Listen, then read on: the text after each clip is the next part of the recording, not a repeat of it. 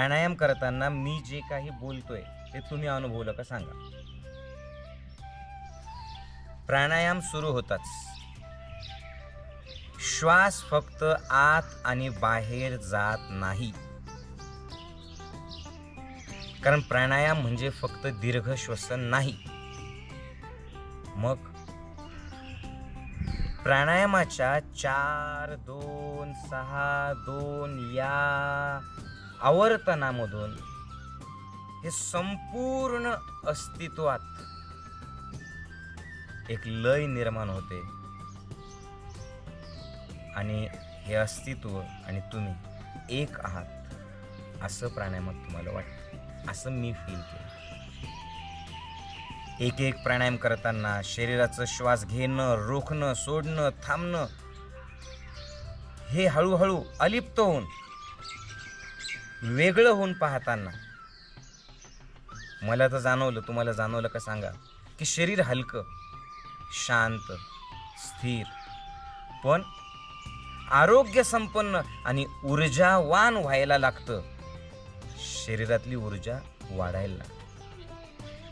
आत प्रत्येक पेशीमध्ये एक नव चैतन्य संचारतं, पण डोकं मात्र शांत शांत होतं. सगळा थकवा विरघळतो. मनामध्ये शांततेची सरिता हळूच वाहायला लागते आणि आतून, मनातून, अंतःकरणातून, पेशींमधून एक प्रसन्नतेचा झरा वाहू लागतो. मन हळूहळू स्थिर होतं. विचारांची गर्दी विरते आणि हळूहळू संपून जाते. भावनांचं वादळ शांत होतं आणि अंतर्मनात एक निर्मळ आनंद, एक असीम शांतता आणि शब्दांच्या पलीकडचा असा सकारात्मक भाव आतमध्ये जाणवायला लागतो.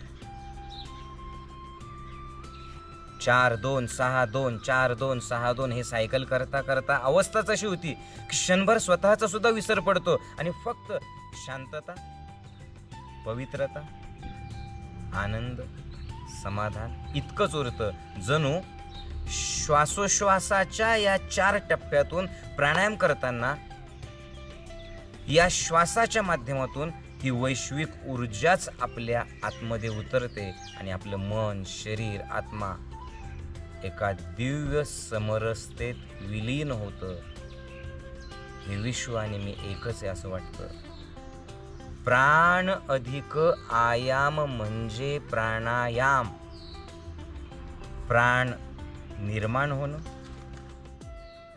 प्राण संतुलित होणं, प्राण सगळ्या शरीरामध्ये पोहोचवणं आणि शारीरिक, मानसिक, बौद्धिक, आत्मिक, वैचारिक, भावनिक पातळीवरती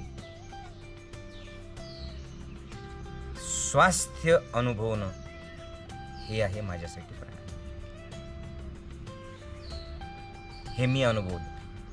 असंच मी अजून अर्धा तास माझ्या मनाच्या अवस्थेबद्दल बोलू शकतो, पण आपल्याला करायचंय ते.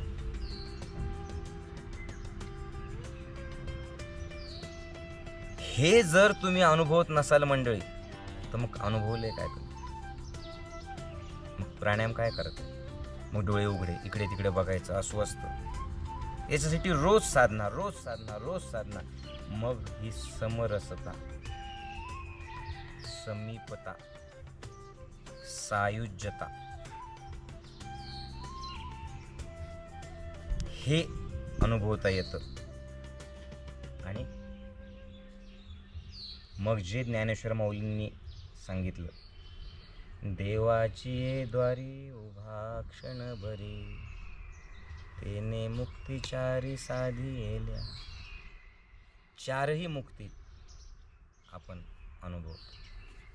इथेच सगळं काही मिळतं नुसतं प्राणायाम करताना. हा माझा अनुभव. चला ध्यान करूयात आपण.